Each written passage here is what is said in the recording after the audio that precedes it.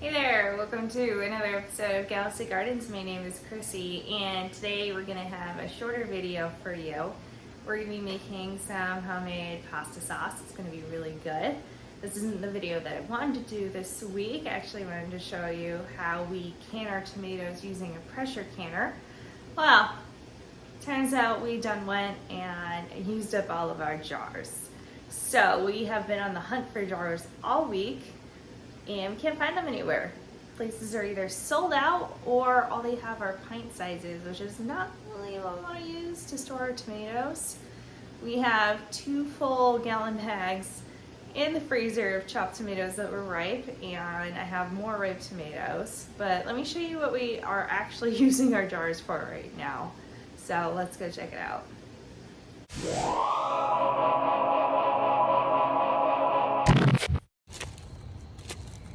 Clyde's molting.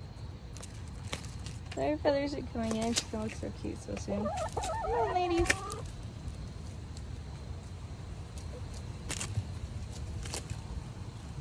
Come on.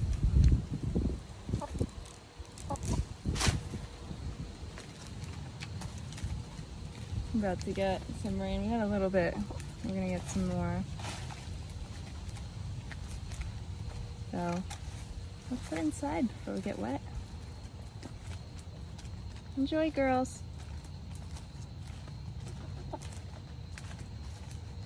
Okay, we're back inside. So, first of all, look at all this. This is all of the hot peppers that we chopped up so far that are currently fermenting. Greg makes fermented hot sauces, so this is all our stuff. I want to say the one on the far left are fatales and ghost peppers.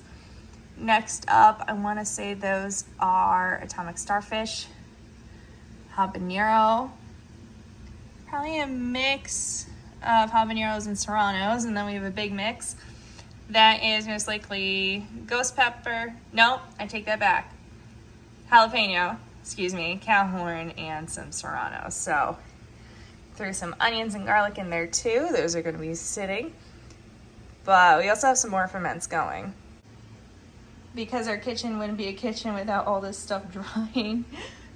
This is catmint, sumac, some dried goods, some nasturtium flowers, and then we have radishes, then shredded radishes and some hot peppers going. And you can see a fruit fly on the jar from our tomatoes. That's another story. But this is where some of our jars are going, and let me tell you where our other jars are. So in hindsight, we probably should have put some of these in plastic quart containers, but we like glass better. So we have salsa, pickled carrots. I have sauerkraut back there, daikon and carrot ferment, pickled radish pods. So all of those and our other ferments, honestly, could have put them in different containers, but we didn't. Going in here, we have a nice organized pantry, which you follow us on Instagram, you saw it after I put everything in here. More pickled goods, using these for beans currently. Down here we have our stash. Those are all tomatoes. Salsa. This is a whole line of salsa verde, which you follow us on Instagram, you probably saw that. There's our lavender essential oil, it's just awesome. So all the jars we have are being used for various things, so we need to get some more. I know everyone would have loved to watch Greg build this. However, we live in an old house in a gross basement. So unfortunately, we don't have footage of this build, but Greg built me a brand new fruit tree tent in our basement to put these to keep them warm during the winter. And it looks amazing, and everything fits. There's even, look at all the extra space. Now they are dry, so I do need to water them. I wanted to highlight here, we have 2 Maywa kumquats coming in, and I am determined to keep them alive. I mean, they're just gorgeous. So, whew. I just moved everything in here. I'm a little out of breath, but that looks amazing. I am so excited about it. One of these videos, I'll get Greg to talk about the build and this stuff he used for it. It was really simple. He built it in an afternoon pretty much. And now everything is in here and cozy for the winter. If you want to watch a pruning video, I did do a fruit tree pruning video last year. I'll put the link to that in the description. I think for this year though, I'm not going to be doing any fall pruning. If I'm going to be doing any pruning, I'll probably do it in the spring, just for convenience sake.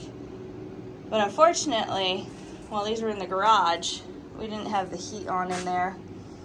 They've been in the garage for about a week, maybe 2 weeks now.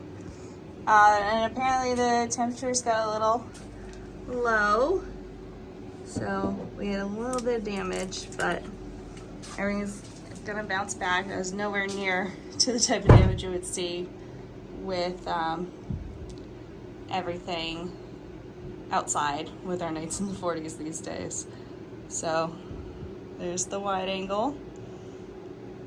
It's just absolutely gorgeous. Fortunately, one of the great things about homesteading is not only are you putting stuff away for storage that you can use during the winter and into the next year before your summer garden gets going, you can use stuff fresh. So I have my pot here. We're going to be boiling some water. We're making some rigatoni. I thought that would be good tonight, and we're going to make some fresh sauce. So I'm going to get the pasta going. We're going to cook that up, and in the meanwhile we're going to chop up some tomatoes. So let me show you exactly how many tomatoes we have left. If you remember our other video where we did the big tomato harvest, it was like our entire kitchen table of green tomatoes. So I've been grabbing them as they've been getting ripe and canning them, and right now, you know, the ones that are in the freezer. But we have some more, and I think it's going to be enough for sauce tonight. All right, so check this out. We got our pile of tomatoes down. These ones over here, we have some persimmon tomatoes. This is a great white. We are going to grab all of the ripe ones in here, chop them up, and just throw them in the pot together. I am not blanching them. I am not peeling them. We're going to use them as is, and we're making a nice chunky sauce because that's what we like in this house. And we're gonna have a good dinner tonight. So why don't we grab these up? I'll show you how many we have, and we'll get to cooking this pasta. I wanted to show you this. This is partly why we have some fruit flies going around. Sometimes when you ripen green tomatoes, some of them go bad. It's just inevitable. And I'm gonna clean that up, but like half of this is still good, so I'm gonna use it. I'm cool with that. And I just gotta grab the rest of these. You can see I put one apple. We have one left. I've been eating them, but it's been helping ripen the tomatoes around there. So let me grab these. Oh, P.S. This is all the peppers that are left, and we're waiting to ripen up after the ones that got put into hot sauce. Well, yes, in fact, we have more food over here. Let's get this rigatoni going. Oh, just dropped one. I think that'll be enough. Just throw in the rest of the box. We like having leftovers, so we'll let this cook up. Over here, by the way, we have sesame seeds that are ready to be deshelled. We got some beans yesterday. Those are the ones we got so far. Some of them were a bit underdeveloped. That's fine. I'm still gonna eat them. But I gotta go through those tonight. All right, we got a nice bowl of tomatoes, got them washed up. Let's chop them up, and then when we put them in the pot, we're gonna be reducing some of the liquid down. They're also gonna throw in maybe a couple onions and some garlic and basil. It's gonna be a pretty simple recipe, but it's gonna be delicious. I wanted to show you, we picked up most of our glass gem corn from the plants. Some of them I grabbed a little bit early because earlier this week I saw a squirrel booking it across the yard with a whole corn cob still in the husk. So I was like, listen, if the squirrels are grabbing them, I'm gonna grab them. Some of them are a little bit early, that's okay. We're gonna get these dried up. But they came out so nice. I mean, look at this one. Absolutely beautiful. The colors that I want to keep, such as this one, we have some nice like turquoise and green on there. We're gonna keep those to plant. Maybe we'll get some cool colors next year. But overall, this is more glass gem corn than we harvested last year, and I'm very happy with it. We also started popping some of the ones we took the other week. So we already have some popcorn going. We're making sauce on the fly. This is something that I like to do, and that's to chop up the tomatoes very small. Just dice them up.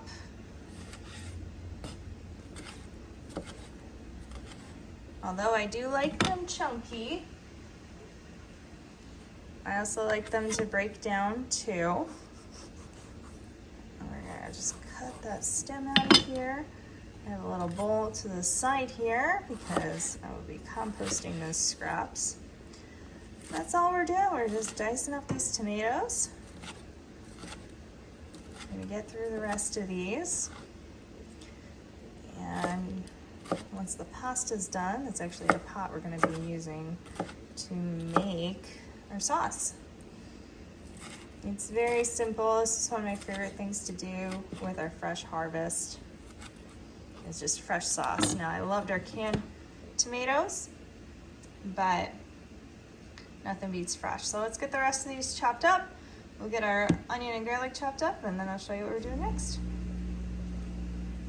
This is one of my favorite cabinets in the house because it's where we keep our onions and where we keep our garlic. I just got these baskets at one of the less expensive big box stores.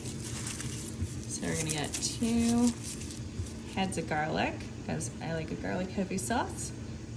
And these are gonna go in. Look how convenient that is. By the way, if you're cutting up your garlic, I feel like this is common knowledge, but I'm not gonna make any assumptions there. Chop up your garlic and let it sit out to oxidize for about 10 minutes. It's gonna get very fragrant and that flavor is really gonna come out. Do that before you start cooking with it. All right, we have 2 nice garlic cloves here. I'm gonna show you a trick. So I just cut off the root part here. You take a knife, and just smash them. And then you can peel off your peel. We're gonna save that, add that to our stock bag in the freezer. And there you go. 2 garlic peels. Also, I like to just smash them up a little bit. Like I said, this is a chunky sauce. So we're just gonna do a very rough chop. I'm not mincing these. You don't need to do that. And there you go, pretty easy. I love hard-necked garlic. We're gonna chop up our onions too. We are strictly no sugar in our sauce household. The onions do fine cutting through the acidity of the tomatoes. These tomatoes, especially these lighter ones, aren't very acidic as it is. So I'll get the rest of this going and I'll show you the next steps. We're only about halfway through chopping, but I just wanted to take a moment to appreciate the gradient of those chopped tomatoes. Yes, those are on my counter. My counter is clean. It's going in the freezer. So we gotta chop up the rest. Over here, you can see that we put our olive oil in, garlic, and onions. And I put it in cold. We're gonna bring it up and cook it low and slow for about like 10-15 minutes, and then we're gonna turn up the heat, and that's when we're gonna add in our tomatoes. So let's get that flame going. Perfect. And I'm gonna put it about medium low.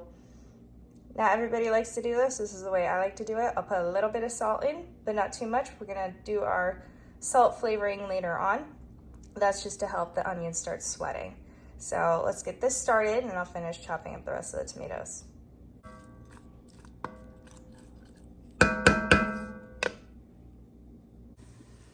So if you've been following our channel, you know we tried a lot of different types of tomatoes this year.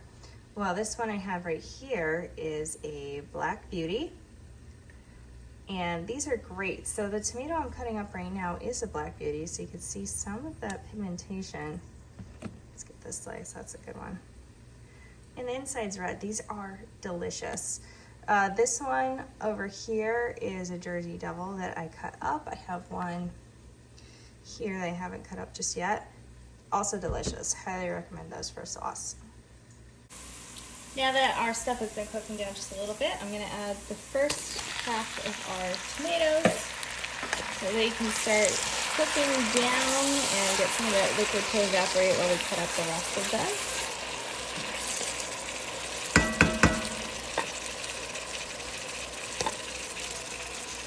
They look really chunky now, but they are going to just smush together in there. You can also, if you really like a not chunky sauce, you can cook it this way and then toss it in a food processor, your blender. We have like a Ninja Bullet. We use that for everything. So let this start heating up. I'm going to turn up the heat just above medium, about medium high, and let this cook down. Okay, so we have our sauce simmering. We have our other tomatoes here, and I wanted to show you this. This is very well going to be my last Castelluto Genovese tomato this year.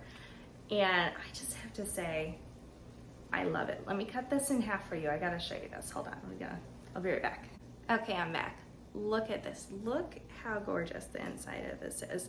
And when you get the really ruffled ones, you get to see that around the edges here. Very tasty. This has been great in sandwiches. If nothing else, I hope this time of year you don't get so caught up with food preservation that you forget to enjoy to eat your food fresh. Fresh tomatoes, amazing. I love them. And I'm definitely growing this one again next year. Here's a cross section of a different tomato. Same variety, but isn't that beautiful? It's a very aesthetic tomato. All right, these tomatoes have cooked down a bit. As you can see, a beautiful golden color. We had a lot of orange and yellow tomatoes in here. Let's toss in the rest. We'll cook it down. If you're wondering how long this takes, so far we've been cooking this sauce for about, I don't know, 15 minutes plus like 10 minutes of prep. So this doesn't take very long. However, you know, when you live a slower lifestyle and you really want to savor those moments, cook slow. You're going to get some good food. We grew some good food, everything in here except for the salt. We grew. And you betcha I'm going to cook it well. This is going to be delicious. So we're going to let this cook down for a little bit. And then when we come back, I'm going to add in some seasonings. I'm just gonna take a second here. I wanna elaborate on the fact that we don't put sugar in our sauce. We don't put sugar in our sauce. People add sugar to the sauce because tomatoes can be very acidic and they feel like it will cancel it out. All you have to do is add some onions. You know, some people I've seen and I've tried it and surprisingly it's pretty good. We'll put shredded carrots in there and hide it when you blend up your sauce. That'll add some sweetness, but onions are really where it's at. We use some red and white onions, and a friend of ours even gave us some shallots, so I threw a couple shallots in there. Don't put sugar in your sauce. If this creates a divide, that's fine. If you put sugar in your sauce, you're wrong. Depends what kind of sauce you're making, but pasta sauce, knock it off. We're not doing the sugar in the sauce, okay? All right, so if you're still here, if you haven't gotten mad and left, let's add some herbs into our sauce. You can see our Greek basil hanging here. I'm gonna go ahead and just grab a bit and toss it in the pot. It has a really cool clove scent. really tasty. So let me grab some. Okay, we have a nice simmer going here. You can see the liquid starting to boil off. If we stir this up, we have a nice chunky sauce underneath. If you are cutting up your tomatoes and you don't want to go through the simmering process, this is a bonus of blanching your tomatoes ahead of time if you choose to do that. But you can also chop them up, throw them in a colander, and leave them for like 20-30 minutes, and that excess moisture will drain out. It's not going to be your delicious tomato flavor. It's just going to be water. So this is boiling off a bit. We like a runnier sauce and obviously a chunky sauce. And so this liquid's going to get soaked up by the pasta we tossed in here too. So I wanted to show you. So we have our fresh herbs. So we can get that in focus. There we go. Now when you're adding dried herbs, you don't have to do anything fancy. Just break them up with your hands and toss them in here. You always want to add your herbs last. That's your aromatics. I've added them in. We have some oregano. I'm going to toss some of that in too. This is all from our garden.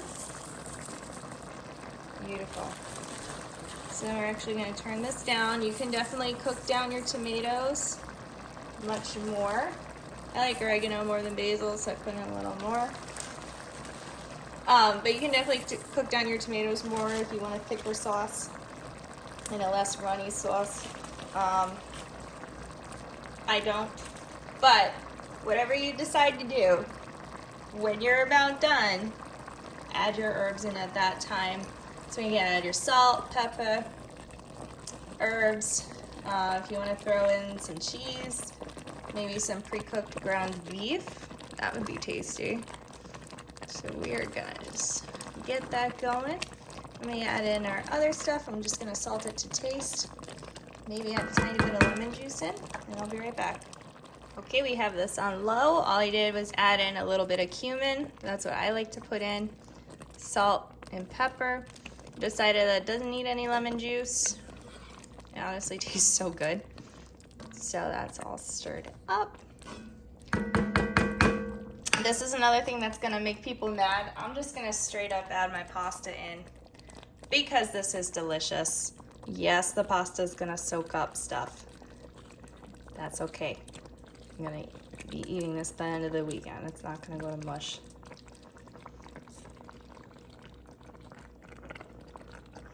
I chose not to add extra olive oil to the rigatoni when it came out because there's a decent amount of olive oil in here. And I didn't want it to be too oily. But that's okay. I'm just gonna break up the pasta as it goes in. And we're gonna stir this up.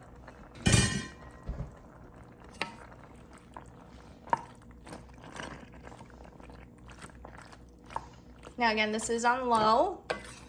So we have our aromatics in there. We're not gonna be boiling them to death.